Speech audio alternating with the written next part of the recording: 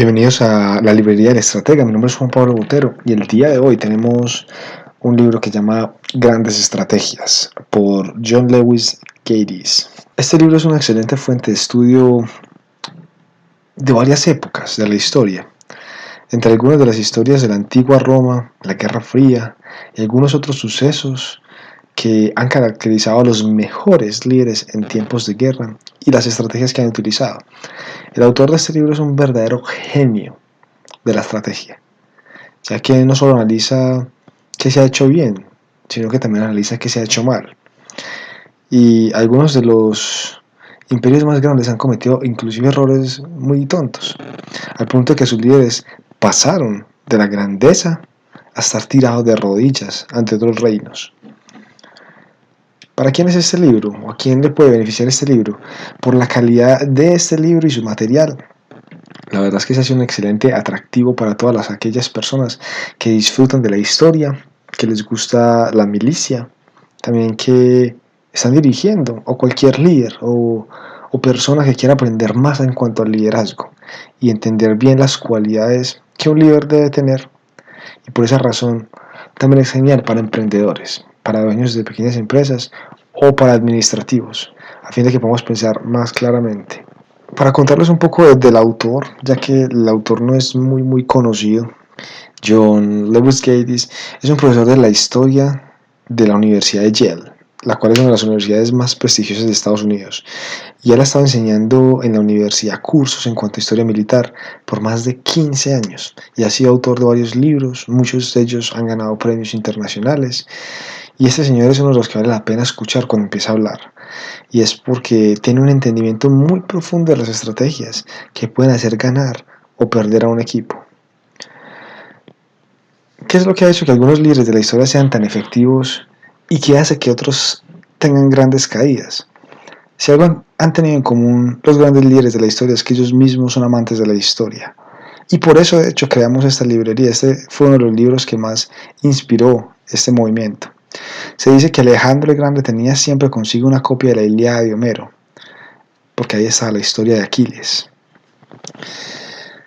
Líderes como Jerjes, Augusto César, Simón Bolívar, Washington, Lincoln, los Roosevelt, Churchill y muchos otros líderes de guerra han sido estudiantes de la historia, estudiantes de la guerra, estudiantes de otros grandes líderes. La razón por la que lo hacen es porque los libros que relatan acontecimientos históricos y vidas de grandes hombres se convierten en una manera de tomar sabiduría y aprender de las victorias y también de los errores del pasado, lo cual se vuelve una herramienta importantísima.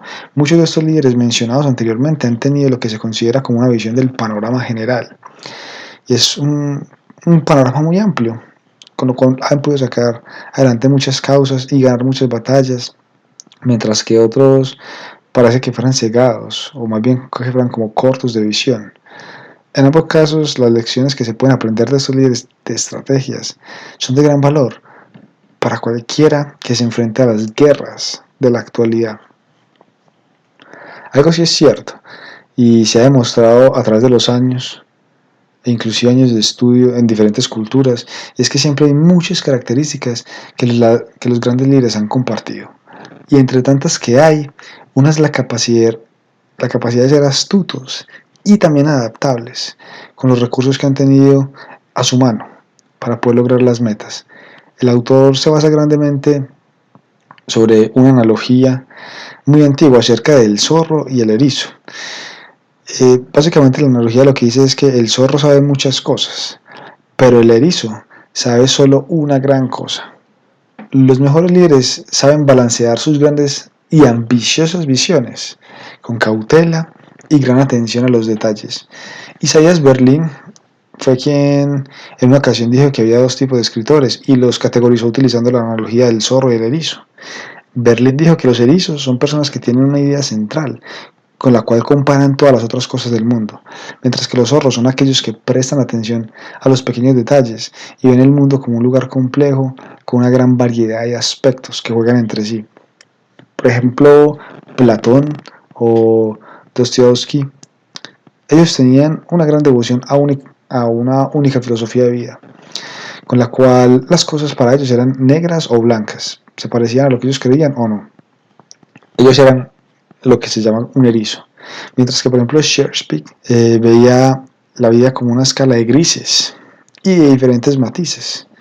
Con el tiempo, la observación de Berlín fueron tomadas por otras personas y aplicadas a muchas otras áreas de conocimiento o de la industria inclusive. Una de esas áreas es el liderazgo y el análisis de grandes líderes, donde el líder erizo es una mente brillante, altamente enfocada en una sola cosa, mientras que el zorro representa el líder que es cauteloso, aprende a ver obstáculos en el camino, inclusive mucho antes de que se los encuentre. Al mirar esta analogía del zorro y el erizo, podemos ver que ambas partes tienen atributos deseables. Sin embargo, la historia ha mostrado que los mejores líderes tienen una mezcla saludable de ambos animales. Porque no se puede ser un buen líder siendo demasiado cauteloso y metódico, tratando de entender todo lo que puede ser o puede llegar a ser, o tampoco uno puede ser demasiado cerrado como para no ser capaz de ver el panorama completo y ser estratégicos y analizar bien las cosas. Por ejemplo, Jerjes, el rey de Persia, era un erizo, mientras que su consejero de guerra, Artabanus, era un zorro. En el año 480 a.C., ambos estaban planeando una posible invasión a Grecia. Artabanus, siendo un zorro, era cauteloso y vio varias posibles complicaciones si se embarcaban en una campaña para invadir Grecia. El consejo que él le dio a Jerjes fue que no debían hacerlo, y trató de persuadirlo a que no lo hiciera, ya que el viaje podía ser muy largo y podían quedarse sin alimentos, o podían llegar demasiado cansados a la hora de pelear con los soldados griegos.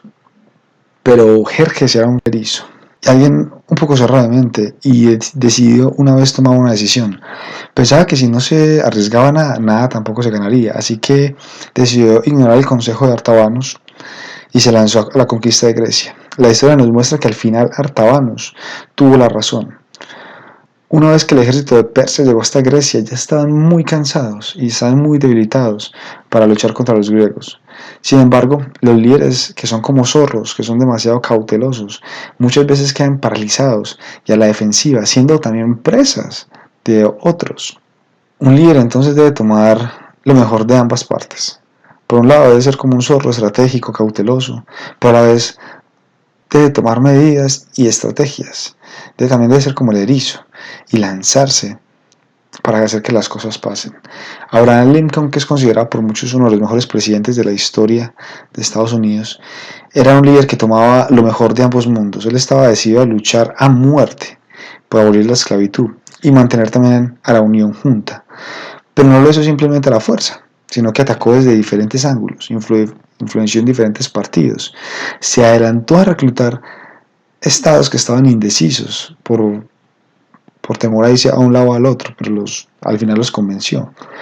Inclusive armó a los mismos negros que eran considerados como esclavos por algunos hombres, y él los trató como hombres libres.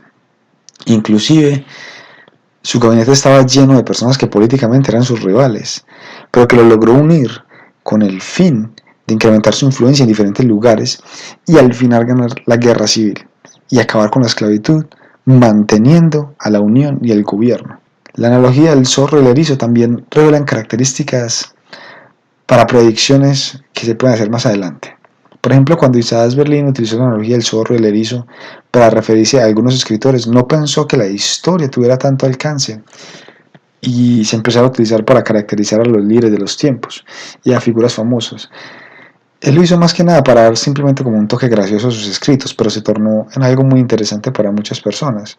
Una de esas personas que tomó esta analogía y la llevó a una escena mucho más grande fue el psicólogo de política Philip L. Tetlock, quien analizó e hizo estudios masivos en cuanto a la opinión de expertos entre los años 1988 y el 2003. El estudio de Tetlock realizó más o menos un aproximado de 28.000 predicciones en cuanto a la política mundial por 248 expertos. Y lo que Tetlock quería era hacer una determinación de cuáles eran las personas más acertadas a la hora de hacer predicciones y si de pronto algunas características que tuvieran en común esas personas que hacía que tuvieran predicciones más acertadas. Los expertos estaban en el campo de la educación, en la política, en la psicología, líderes de negocios y en algunas otras profesiones. La verdad, el grupo estaba muy mezclado. y algunos eran pertenecientes a algunos partidos políticos o algún tipo de creencias. Algunos eran pesimistas, otros eran optimistas. Trató de coger la gran variedad de casos que pueda encontrar para ver si podía determinar si había algo que predijera qué personas tenían más asertividad a la hora de hacer predicciones. Tesla descubrió que todas esas características en sí no juegan un papel importante a la hora de hacer una predicción de forma acertada. Lo que sí saltó a la vista después de todos estos estudios era si la persona se identificaba a sí mismo como un zorro o como un erizo. O sea, la autopercepción de la persona jugaba un papel importante. Los que se identificaban a sí mismos como zorros hacían mejores predicciones. Ellos se definían a sí mismos de esta manera, ya que ellos, antes de hacer sus predicciones, utilizaban varias fuentes de información, miraban los problemas desde diferentes ángulos y analizaron más la situación, inclusive desde diferentes industrias y puntos de vista.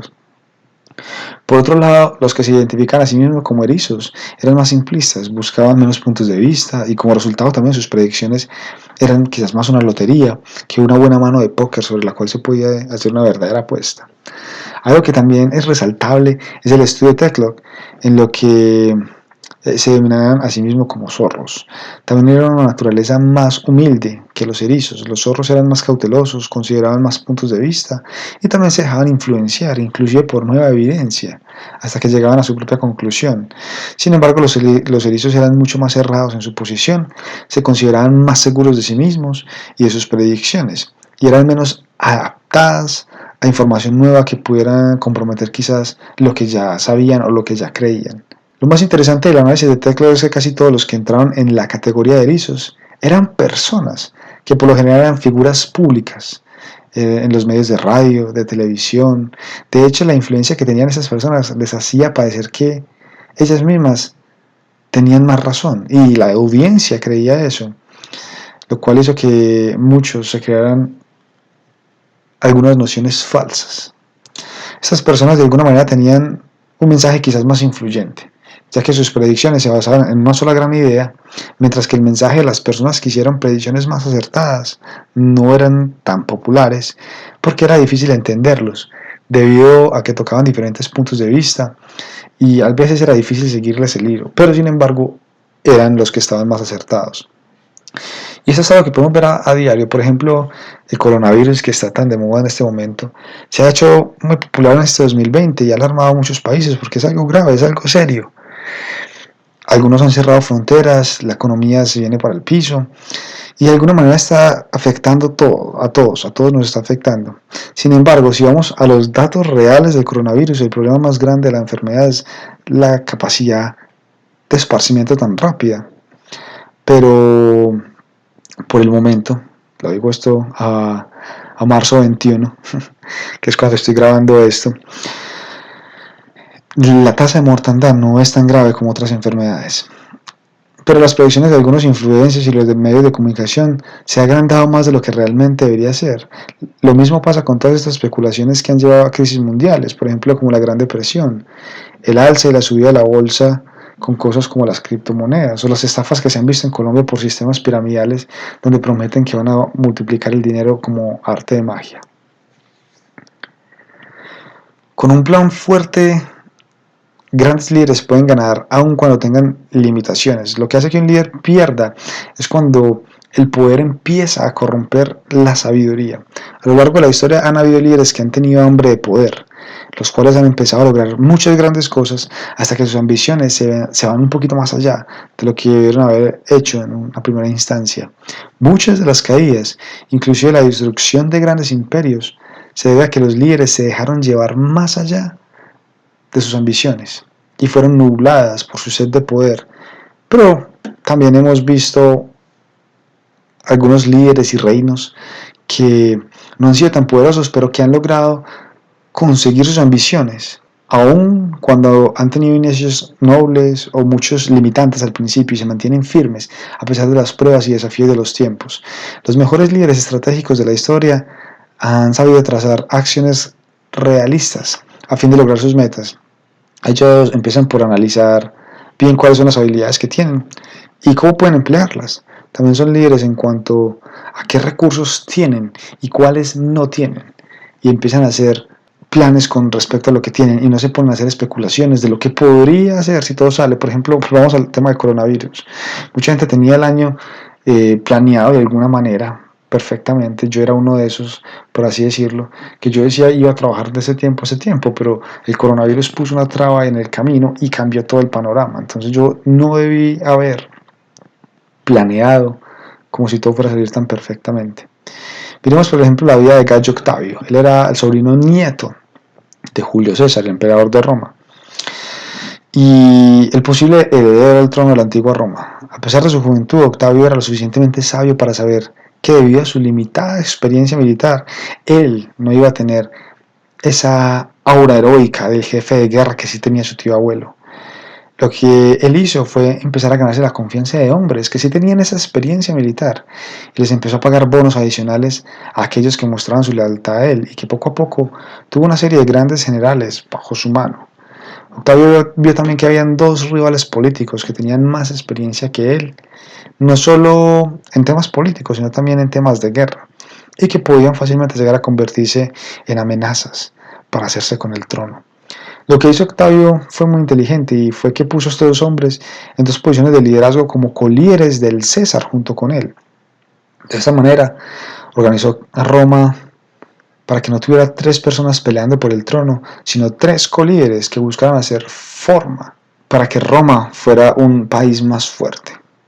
Él no solo hizo esto para evitar posibles guerras ante él y estas personas, sino que también lo hizo para que con el tiempo ganar más y más experiencia en el área de la política y en el área de la milicia. Mejor dicho, los unió para que fueran sus mentores y los puso también en posiciones de coliderazgo para tomar mejores decisiones. Augusto se puso a sí mismo en una situación favorable para él y poco a poco fue ganando más poder, más experiencia, más influencia. Esto no fue un plan creado de la noche a la mañana, tampoco fue un plan perfecto desde el principio, pero sí fue un plan metódico y también fue estratégico. O sea, mezcló lo mejor de los dos mundos, del erizo y del zorro. Él iba mirando qué tenía a su favor, qué tenía en contra y qué obstáculos podía ir encontrando en el camino. De hecho, tan bueno fue su plan que con el tiempo se convirtió en el primer emperador de Roma bajo el nombre de Augusto César. El problema con el poder es que hay veces se sube a la cabeza. Cuando empezamos a tener un poco de poder, si no controlamos esos impulsos, podemos terminar pensando que podemos lograr mucho más, pasando inclusive por encima de personas y de principios, lo cual a su vez con el tiempo lleva a la caída. Algunos líderes cuando ganan poder piensan que la mejor manera de seguir ganando ese poder es a la fuerza, es utilizando la guerra como un medio para dominar a los más débiles y extenderse poco a poco. Sin embargo, los mejores líderes saben que librar una guerra no es la mejor manera de ganar poder y gloria. Hablando en cuanto a la guerra, el teórico militar Karl von Clausewitz dijo: la guerra es un acto de fuerza para compeler a nuestro enemigo a hacer nuestra voluntad. Esa debería ser la única justificación para la guerra, según von Clausewitz. Nunca debe ser utilizada para ganar poder, porque en última instancia, eso fue lo que hizo que Napoleón y muchos otros líderes cayeran. Por ejemplo, en 1812 Napoleón quería darle una lección a los zares rusos y mostrarles quién era el que tenía el verdadero poder. Napoleón preparó una invasión rápida a Rusia. Quería destruir el ejército de ese país y volver a Francia en brazos de gloria y hacer todo eso antes de que el invierno llegara. Napoleón se fue a la guerra con su ejército planeando tomar la ciudad de Moscú. Pero cuando llegó a esa ciudad se encontró con una ciudad desierta, desolada, sin víveres, una ciudad vacía. Así que Napoleón decidió sitiar la ciudad y decir: listo, no, ya la tenemos, ganamos. Sin embargo, el invierno ya estaba llegando y los inviernos en Rusia son muy fuertes y Napoleón se estaba quedando sin víveres. Así que Napoleón se dio cuenta de que no tenía sentido quedarse en esa ciudad que pensaba que tenía conquistada, porque al final no hubo ninguna conquista, no hubo nadie que conquistar. El viaje de vuelta a casa se tomó la vida de miles de hombres y de eso desencadenó la caída de Napoleón. Él entró a Rusia con 600.000 hombres. Grábate esa cifra, 600.000 hombres. y cuando volvió a Francia volvió con 90.000. O sea que tuvo una baja súper grande de todo su ejército, sin ni siquiera pelear, sin ni siquiera ganar nada. De hecho, Napoleón es conocido como el más grande estratega de toda la historia. Quizás el mejor de todos los tiempos. De muchos libros que se han analizado sus batallas y han sacado muchas operaciones brillantes de Napoleón. De hecho, Napoleón fue el modelo a seguir de muchos otros líderes, entre ellos estaba Simón Bolívar, que también liberó América. Pero Napoleón fue uno de sus mejores estrategas, de eso no hay ninguna duda, pero se le subió el poder a la cabeza. Con todas las victorias, con todos los honores, con todos los placeres, con toda la ansiedad de poder que tuvo, terminaron nublando su pensamiento y terminaban por cobrarle su imperio. Así que hay que tener cuidado con eso, porque el poder nubla el sano juicio. Hay otro punto importante en el libro que es la adaptabilidad trae estabilidad. Me pareció muy bacana esta frase, la adaptabilidad trae estabilidad. Una de las nociones que falsamente se han esparcido en cuanto al liderazgo es que un líder debe tener una gran cantidad de seguidores. Y esta noción es aceptada grandemente, ya que tiene una verdad mezclada con una mentira. Si bien para que exista un liderazgo tiene que haber dos o más personas, no necesariamente tiene que haber una gran cantidad de seguidores. El punto es que cuando se tiene una gran cantidad de seguidores, muchos de esos seguidores serán seguidores simplemente y son personas que han dejado de pensar por sí mismas y creerán y aceptarán cualquier cosa que el líder les diga. Y esto es lo que se llama como una obediencia ciega. Cuando un líder tiene un montón de súbditos, en vez de ser una fortaleza para él, tienden a volverse una debilidad.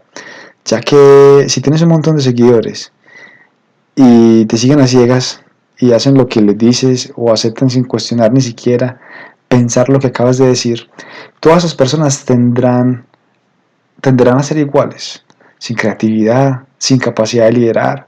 Y el día que se sienten hombres capaces, que sacan adelante proyectos, o que defiendan ciudades, o lideren ataques, no podrán hacerlo. No podrán porque nunca aprendieron a hacer una cosa diferente que a seguir las órdenes del líder. Ya hemos visto, por ejemplo, los ejemplos de Jerjes y de Napoleón, al ir como erizos ciegos a la guerra.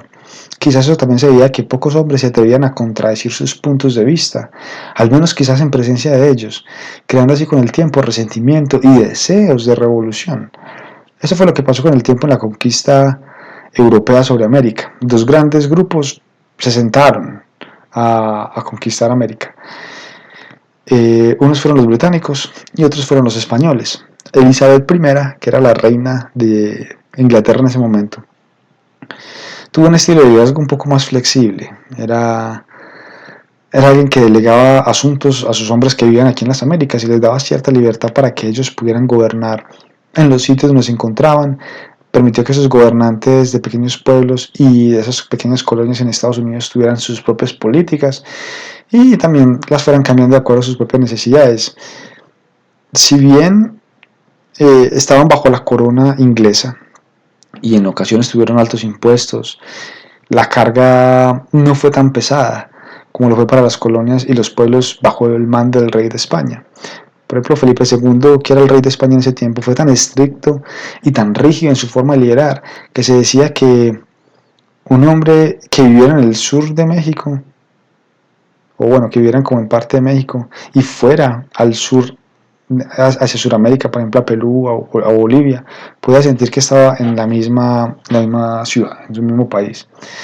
De hecho, los españoles fueron tan severos y tan estrictos con sus requerimientos que hizo que no se tuvieran en cuenta las condiciones diferentes de cada pueblo, sus culturas, el clima, sus recursos, su gente.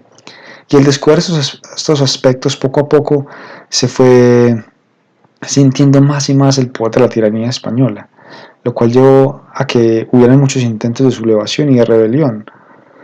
Los impactos de este tipo de liderazgo fueron tan significativos que podemos ver la historia tan diferente que tuvieron los países después de su liberación. Por ejemplo, Estados Unidos prosperó en gran medida. Los estadounidenses fueron influenciados por los ingleses en temas de leyes y de liderazgo. Y una vez libres de la opresión, de la corona y de todas estas cosas, surgieron como un pueblo libre, como un pueblo industrioso e independiente. Los padres fundadores y su pueblo en ese tiempo fueron grandes líderes que supieron cómo trabajar en equipo para hacer crecer su país y encaminarlo hacia el progreso y que hubiera una igualdad y una equidad para todos. Por el contrario, en América Latina, cuando iban siendo liberados los países, no tenían ni idea de cómo gobernar. De hecho, muchos de los países liberados siguieron las mismas prácticas que tenían los españoles, que eran prácticas tiranas y corruptas, porque eso es lo que los españoles les habían enseñado. En muchos países no hubo una verdadera libertad, sino más bien un cambio de poder. Bolívar llamó a este comportamiento como una inmadurez política, porque no sabían gobernarse. El tipo de liderazgo flexible de Inglaterra puso los cimientos para lo que hoy se conoce como los Estados Unidos de Norteamérica. En América del Sur, el liderazgo rígido de los españoles también fundó sus bases, creando así países corruptos, a veces sin unidad, sino que cada país decidió ir por su cuenta y a su suerte. No es de extrañar que la liberación de América Latina fuera más sanguinaria e inestable que la de Norteamérica. Como líderes también debemos cuidarnos de enfocarse mucho en las ganancias a corto plazo, porque esto puede afectar las victorias a largo plazo. Este es otro de los puntos que el autor trata de poner en el libro. Y es que hemos visto que algunos puntos el autor ha querido utilizar esta analogía del zorro y el erizo. La cosa es, podríamos decir que el liderazgo es tan simple como estos dos conceptos. El mismo autor debate esta pregunta en el libro y la conclusión a la que llega es que no. No todo el liderazgo, los grandes líderes pueden encasillarse solo en estas dos opciones. La historia también tiene ejemplos de grandes líderes que parecen zorros, tienen habilidades de zorros, piensan como zorros, pero en ocasiones caen y cometen errores por utilizar estrategias que parecen más a estrategias de erizos. Y también pasa lo contrario. Cuando esto pasa generalmente es porque los líderes empiezan a pensar en ganar batallas a corto plazo, poniendo en riesgo o inclusive olvidando las victorias que se quieren lograr a largo plazo. Durante la Primera Guerra Mundial, Estados Unidos y los aliados insistieron e inclusive presionaron mucho a Rusia para que se mantuviera en la guerra. Y esto lo hicieron con el fin de que pudieran ganar la guerra, ¿cierto? O al menos eso es lo que ellos pensaban. Los esfuerzos de Rusia eran importantes, pero tampoco es que eran vitales. Como consecuencia de estar envueltos en la guerra, los líderes rusos se debilitaron en algunos aspectos en su propio gobierno, y esto llevó a que hubieran algunas revoluciones internas, entre ellas la conocida como la revolución de Bolshevik. Y en ese momento se sabe que Rusia es uno de los posibles enemigos de Estados Unidos y también de los países aliados. La tensión entre estos dos países son muy delicados y cualquier cosa puede estallar una tercera guerra mundial. Fue esa presión de Estados Unidos y de sus aliados en la Primera Guerra Mundial lo que hizo que Rusia pasara de ser un régimen zarista imperial a la creación de la Unión Soviética. De hecho, el presidente de los Estados Unidos durante ese tiempo, Herbert Hoover, apoyó grandemente a Rusia y a Stalin, mandando empresas a ese país a fin de que se pudieran volver una nación económica más fuerte. Pero 30 años después, cuando la Segunda Guerra Mundial estalló, el presidente Franklin Roosevelt sabía que debido a la posición de Rusia, este jugaría un proceso importante sobre la guerra. Sin embargo, Roosevelt se mantuvo al margen, no cometió el mismo error que se cometió en la Primera Guerra Mundial. Él sabía que Stalin y Hitler eran dos líderes muy autoritarios, eran dos erizos, para poder seguir con la analogía del libro y entender quizás un poquito mejor. Y que ese tipo de temperamento que tenían ambos los iba a hacer colapsar, o sea, no iba a permitir que prosperaran juntos. Roosevelt estuvo tranquilo hasta que pasó lo que se venía a pasar. Cuando Rusia y Alemania rompieron sus relaciones y sus pactos de no agresión se acabaron, Roosevelt estuvo ahí para recibir y apoyar a Rusia y traerlo como su aliado durante la guerra, pero no fue tanto una insistencia ni una presión, sino más bien fue como recibir a un amigo que fue traicionado. Roosevelt fue un verdadero estratega, con una mentalidad de zorro y erizo al mismo tiempo, porque él fue firme en defender su país y utilizar planes para neutralizar a Alemania y a Japón, pero también fue como un zorro, y se valió de muchas estrategias de aquí y allí para poder lograr eso. Así que la historia del liderazgo es muy interesante, y después de hablar de varias estrategias a lo largo del tiempo y analizar diferentes personalidades bajo conceptos de zorro y el erizo, Queda claro que no existe una fórmula 100% exacta para definir qué es lo que hace un buen líder. Sin embargo, la historia parece favorecer a aquellos que son capaces de poner su mirada en una meta grande y enfocarse en ella, pero al mismo tiempo buscan una cantidad de estrategias y puntos de vista diferentes y caminos diferentes para lograr esa meta. En última instancia, de eso es lo que se trata la estrategia.